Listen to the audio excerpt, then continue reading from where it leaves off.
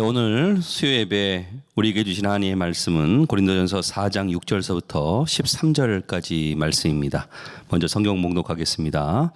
형제들아, 내가 너희를 위하여 이 일에 나와 아볼로를 들어서 본을 보였으니 이는 너희로 하여금 기록된 말씀 밖으로 넘어가지 말라 한 것을 우리에게서 배워 서로 대적하여 교만한 마음을 가지지 말게 하려 함이라. 누가 너를 남달리 구별하였느냐? 내게 있는 것 중에 받지 아니한 것이 무엇이냐? 내가 받았은즉 어찌하여 받지 아니한 것 같이 자랑하느냐? 너희가 이미 배부르며 이미 풍성하며 우리 없이도 왕이 되었도다. 우리가 너희와 함께 왕 노릇하기 위하여 참으로 너희가 왕이 되기를 원하노라. 내가 생각하건대 하나님이 사도인 우리를 죽이기로 작정한 자같이 끄트머리에 두셨음에 우리는 세계 곧 천사와 사람에게 구경거리가 되었노라. 우리는 그리스도 때문에 어리석으나 너희는 그리스도 안에서 지혜롭고 우리는 약하나 너희는 강하고 너희는 존귀하나 우리는 비천하여 바로 이 시각까지 우리가 줄이고 목마르며 헐벗고 매맞으며 정처가 없고 또 수고하여 친히 손으로 일을 하며 모욕을 당한즉 축복하고 박해를 받은즉 참고 비방을 받은즉 권면하니 우리가 지금까지 세상에 더러운 것과 만물의 찌꺼기같이 되었도다. 아멘. 오늘은 말씀을 떠나면 눈에 보이는 것에 속는다. 말씀을 떠나면 눈에 보이는 것에 속는다라는 제목을 가지고 말씀을 전하도록 하겠습니다. 오늘 이 본문의 말씀을 보니까요, 이 고린도 교회 성도들의 문제점이 나옵니다. 뭐냐면은 말씀보다 은사를 쫓아가고 또 보이는 것을 쫓아간다라는 것입니다.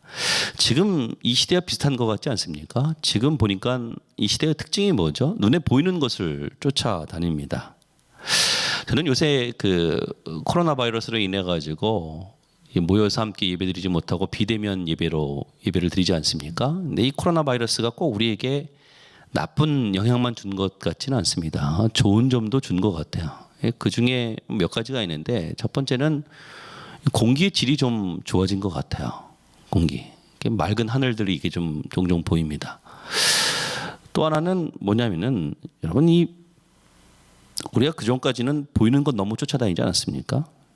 근데 사실은요, 우리가 영적인 것은요, 눈에 보이는 것이 아니거든요. 그러니까 이 비대면 예배를 우리가 드리잖아요. 근데 비대면 예배를 통해서 우리가 깨닫는 것이 무엇이죠? 그동안 너무 보이는 것을 쫓아다녔는데 이제 이 하나님만을 바라보잖아요. 코로나 이전에는 사람에 주목했는데, 보이는 것에 주목했는데 이제는 보이지 않는 것, 기도, 말씀 이런 데 주목하잖아요. 저는 이것이 코로나 바이러스가 우리에게 주는 유익이라고 생각합니다. 사실 우리가 신앙에 성장하는 데 있어서 필요한 것은 무엇이죠? 눈에 보이는 것이 아니거든요. 대표적인 것이 오늘 이 하나님의 말씀이거든요. 이 말씀은요, 우리 속에 심겨지면요, 싹이 나고 또 싹이 자라서 줄기가 되고 줄기가 자라서 열매를 맺어요. 그러니까 말씀이 심겨지고 풍성한 열매를 거두기 위해서는 시간이 필요해요. 기다림이라는 것이 필요하다고요. 이 바울은요, 고린도 교회 성도들이 성장할 때까지 기다리고 권면해 주고 있습니다. 저는 오늘 이 본문의 말씀을 통해서 우리가 붙들어야 될 것이 도대체 무엇인지 오늘 그것을 두 가지로 살펴보도록 하겠습니다. 첫 번째, 오늘 제목과 같습니다. 말씀을 떠나면 눈에 보이는 것에 속습니다. 고린도 교회 성도들 눈앞에 보이는 것 쫓아갔잖아요. 오늘 6절의 말씀을 보시면 이렇게 나와 있습니다. 형제들아, 내가 너희를 위하여 이 일에 나와 아볼로를 들어서 본을 보였으니 이는 너희로 하여금 기록된 말씀 밖으로 넘어가지 말라는 것을 우리에게서 배워 서로 대적하여 교만한 마음을 가지지 말게 하려 함이라. 그러니까 고린도 교회는 은사가 풍성한 교회였거든요. 방언의 은사, 병 고치는 은사, 예언의 은사, 여러 가지 은사들이 많았어요. 근데 눈에 보이는 은사들, 이것을 바라보니까 거기에 현혹되는 일들이 벌어졌어요. 그래서 말씀보다 체험을 강조하고 은사를 강조하는 일들이 벌어졌어요. 근데 문제는 무엇이냐? 이것으로 인해 가지고 말씀 밖으로 넘어가는 일들이 벌어졌다는 얘기예요. 그래서 7절의 말씀을 보니까 누가 너를 남달리 구별하느냐? 내가 있는 것 중에 받지 않은 것이 무엇이냐? 내가 받았는지 어찌하여 받지 않은 것 같이 자랑하느냐? 그러니까 말씀을 떠나서 왜 엉뚱한 거 자랑하니? 그것을 얘기하고 있다는 거예요. 또 8절의 말씀을 보니까 너희가 이미 배부르며 이미 풍성하며 우리 없이도 왕이 되었도다. 우리가 너희와 함께 왕노릇하기 위하여 참으로 너희가 왕이 되기를 원하노라. 그러니까 고린도 교회는 스스로 다 안다라고 생각을 했던 것 같아요. 저는 이것이 이 시대 정신과 굉장히 비슷하다고 생각합니다. 이 시대의 정신의 특징이 뭐죠? 내가 알고 내가 다 판단하고 뭐 그런 것 아닙니까? 그래서 하나님의 말씀도요, 내 신념과 내가 아는 것과 맞으면 그것을 받아들이고요, 자기 신념하고 맞지 않으면요 그것을 받아들이지 않는 일들이 벌어져요. 그래서 사도 바울이 뭐라고 얘기죠? 너희가 이미 배가 불렀대요. 배가. 왜 사람들이 은사를 하는데, 은사를 체험하는데 이렇게 나갑니까? 왜 그러냐면은 체험하는 것, 이 은사들은요 눈에 확확 띕니다. 많은 사람들이 주목합니다. 많은 사람들이 흥분해요. 그러니까 거기에 속고 있는 거예요. 예전에 그 신사도 운동이 한 10여 년 전쯤에, 10여 년도 안 된 것 같은데요, 벌어졌습니다. 거기 제 알고 있던 동기 목사님이 거기에 심취해가지고 한 번 저한테 그런 얘기를 하더라고요. 무슨 얘기냐면 제가 기도를 해주겠대, 자기가. 그래서 기도해 주겠다 그러니까 기도해봐라 그렇게 얘기했죠. 그때 손을 잡으래요. 손을 잡았더니 그 손을 잡고서 계속 뭐라고 가만히 있는 거예요. 그래서 제가 속으로 왜 기도 안 하고 뭐 하나, 그래서 기다리다 못해가지고 나중에 물었어요. 지금 기도 안 하고 뭐 하고 있냐고 그랬더니 능력이 지금 전이가 되는 거래요. 제가 그래서 막 뭐라고 혼을 냈던 것이 기억이 납니다. 그 눈에 보이는 것, 뭐 능력이 뭐 자기 속에서 이게 흘러나갑니까? 그런 게 어디 있어요, 세상에. 그러니까 사람에게 주목하면 안 되거든요. 보이는 것을 쫓아가면 안 되거든요. 근데 사람들은요 눈에 보이는 것을 쫓아가는 것을 좋아해요. 근데 하나님께서는요 일하시는 방식을 보면요 눈에 보이는 것을 가지고 일하시지 않아요. 대표적인 것이 뭐예요?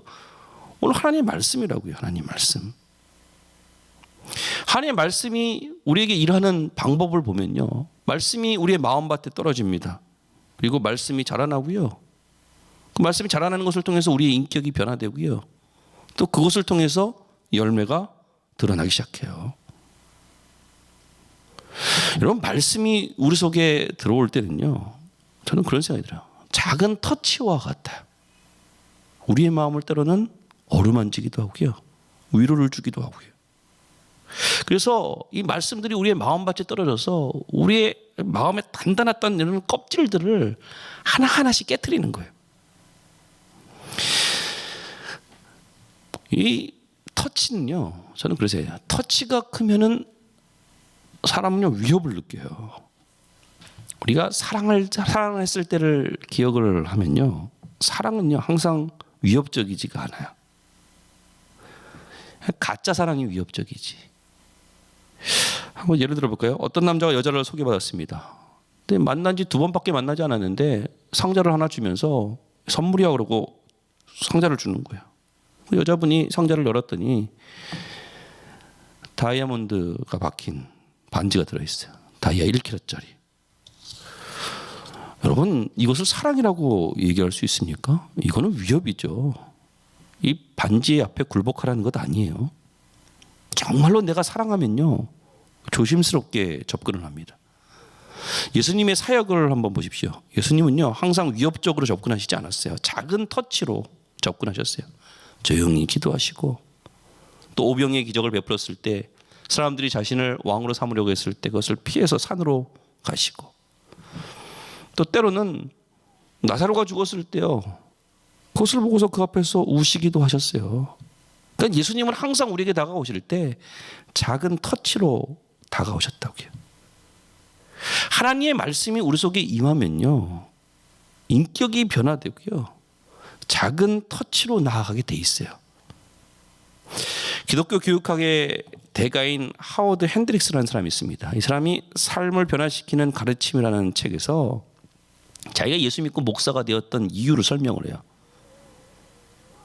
그러면서 한 스승을 얘기합니다. 그게 누구냐면은 당시 필라델피아의 작은 마을 교회 학교에 그 웰트 선생님을 예를 들어요. 이 윌트 선생님은요, 이 마음에 뜨거움이 있었던 것 같아요.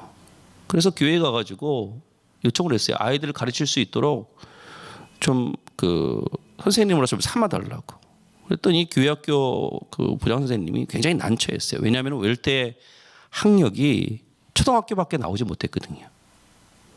근데 결국 어떻게 계속해서 부탁을 하니까 교사로 임명하기는 임명하는데 이 교회에 있는 아이들을 당신에게 맡길 수는 없고 당신이 스스로 전도해 와가지고 반을 만들어라.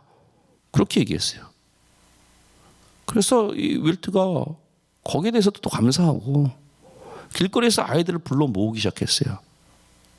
13명의 아이를 전도를 했는데 그중에 9명이 결손가정 출신이라고 합니다. 결론적으로 얘기하면 이 13명의 아이들 가운데 자기도 포함되어 있었다는 거예요. 근데 자기가 지금 와가지고 이렇게 변화된 이유를 보니까 그중에 11명의 목사가 나왔는데 이렇게 변화된 이유가 무엇이냐면 윌트 선생님의 작은 기도, 작은 사랑의 외침, 작은 터치로 인해 가지고 그 아이들이 변화되었다라는 거예요. 오늘 말씀을 듣는 우리 만석교 성도님들, 눈에 보이는 것 그것만 쫓아다니는 것이 아니라 말씀으로 주님의 일들을 잘 감당해낼 수 있는 우리 성도님들 되시기를 주님으로 축원합니다. 두 번째는 오늘 본문을 통해서 우리가 배울 것은 무엇이냐면 나에게 등 돌린 사람, 그 등 돌린 사람일지라도 안아주라는 거야. 그러니까 등 돌린 사람을 안아주라는 것입니다. 오늘 본문의 말씀을 보니까요, 이 고린도 교회 성도들 바울을 신뢰하지 않았어요. 의심했어요. 심지어는 바울을 무시했어요. 이 내용이 어디서 나오냐면은 10절에서부터 13절까지 나오는데 한번 읽어드리겠습니다. 10절에 보니까 우리는 그리스도 때문에 어리석으나 너희는 그리스도 안에서 지혜롭고 우리는 약하나 너희는 강하고 너희는 존귀하나 우리는 비천하여 바로 이 시각까지 우리가 줄이고 목마르며 헐벗고 매맞으며 정처가 없고 또 수고하여 친히 손으로 일을 하며 모욕을 당한 즉 축복하고 박해를 받은 즉 참고 비방을 받은 즉 권면하니 우리가 지금까지 세상에 더러운 것과 만물의 찌꺼기 같이 되었도다. 만물의 찌꺼기 같이 되었대요. 지금으로 얘기한다면 속된 표현이죠. 쓰레기 같은 취급을 받았다는 얘기예요. 그러니까 무시하는 내용들을 보니까 그거 아니에요. 자기들은 지혜롭고 고린도 교회 교인들 자기들은 지혜롭고 바울은 어리석고 자기들은 강하고 바울은 약하고 자기들은 존귀하고 바울은 비천하고 그럼에도 사도 바울이 지금 반응하는 것이 뭐예요? 그럼에도 불구하고 내가 모욕당하지만 너희들을 축복하고 내가 박해를 받지만 내가 참을 것이고 내가 비방을 받지만 너희들에게 권면할 것이라고 얘기하지 않습니까? 여러분 우리 신앙의 인격이라는 것은요 평상시 때는 잘 드러나지 않아요. 특별히 좋을 때는 잘 드러나지 않는다고요. 언제 드러나느냐? 어려울 때 내 숨겨진 신앙의 인격이 드러나거든요. 여러분 친구도 그렇죠. 진짜 친구는 언제 드러나죠? 언제 알 수 있죠? 내가 어려울 때 같이 옆에 있어주는 친구가 진짜 친구잖아요. 마찬가지로 신앙의 인격은요 좋을 때 드러나는 것이 아니에요. 예전에 제가 콘도를 갔을 때 이 콘도 직원들은 항상 친절하잖아요. 오신 거 환영합니다. 밝게 웃어주고. 근데 평상시 때는요, 그런 모습 보더라도 별 감동이 없어요. 근데 예전에 제가 콘도에서 하룻밤 자면서 거기에 저희 식구하고 같이 가다가 이제 물통을 놓고 왔어요. 근데 잃어버렸는지도 몰라요. 그런데 콘도에서 연락이 왔어요. 자기가 짐 정리를 이렇게 하다 보니까 거기에 물통이 놓여 있어가지고 물병이 놓여 있어가지고 그거 소포로 붙였다고 그런 연락을 받았어요. 그런 연락을 받으니까요 이 감동이 오더라고요. 야, 그 회사의 인격이 참 대단하다. 여러분 평상시에는 인격이 잘 드러나지 않는다니까요. 어려움 처했을 때 도와주는 것 그것을 통해 가지고 감동을 주기도 하고 그 인격이 드러나는 거예요. 사도 바울은 자신이 믿었던 이 고린도 교회가 등을 돌리는 경험을 했어요. 이거 배신 아닙니까? 배신.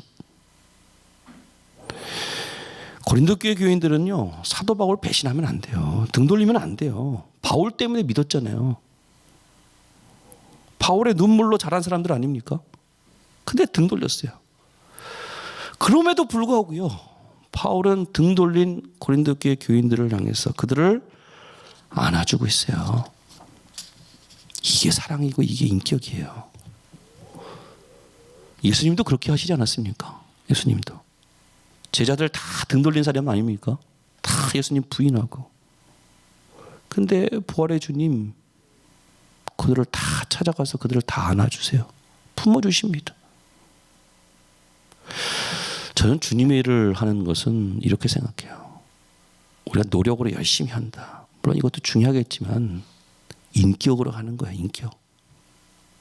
그 신앙의 인격 언제 드러나죠? 내가 어려움을 당할 때 그 인격이 드러나요. 여러분 우리에게도요 어려움이 찾아옵니다. 근데 그 어려움을 이기는 사람은요 은사가 많은 사람이 이기는 게 아니에요. 신앙의 인격이 깊은 사람이 그것을 이겨나갑니다. 우리 반석계 성도님들 어려울 때 이 어려움을 통해서 자신의 신앙의 인격을 바라볼 수 있는 기회로 삼기를 원합니다. 등을 껴안는 사랑을 보이기를 원합니다. 그러면 그것을 통해서 생명이 살아나는 역사가 일어나게 될 줄 믿습니다. 오늘 말씀의 결론을 맺겠습니다. 말씀을 떠나면요 눈에 보이는 것 쫓아가게 돼 있어요. 우리 반석계 성도님들은 눈에 보이는 것이 아니에요. 거기에 속는 것이 아니라 말씀을 항상 붙들고 주님의 일을 감당하는 그런 하나님의 귀한 백성들 되시길 바랍니다. 그리고 나에게 등 돌린 사람이 있습니까? 등 돌린 사람일지라도 안아주십시오. 그 속에 생명을 살리는 역사가 일어납니다. 우리 반석의 성도님들 등을 안아주는 것을 통해서 생명을 살리는 성도님들 되시기를 주님으로 축원합니다. 기도하겠습니다. 사랑의 하나님 감사합니다. 하나님 우리의 눈에 보이는 것에 속지 않기를 원합니다. 항상 하나님의 말씀을 붙잡고 살 수 있는 저희들 되게 해주시고 또 말씀은 작은 터치로서 주위에 있는 사람들을 변화시키게 될 줄 믿습니다. 항상 우리를 말씀의 사역자로 말씀의 종들로 저희들을 삼아 주시옵소서. 우리에게 등 돌린 사람이 있습니까? 하나님 우리가 그 사람을 원망하고 또 심지어는 저주하는 것이 아니라 등 돌릴 사람일지라도 안아줄 수 있는 넉넉한 인격을 우리에게 허락하여 주시옵소서. 등 돌릴 사람일지라도 안아줄 때 그 속에 생명을 살리는 역사가 일어나게 될 줄 믿습니다. 등을 안아주는 것을 통해서 생명을 살리는 우리 반석기 모든 선을 될 수 있도록 도와주옵소서. 예수님의 이름으로 기도하옵나이다. 아멘.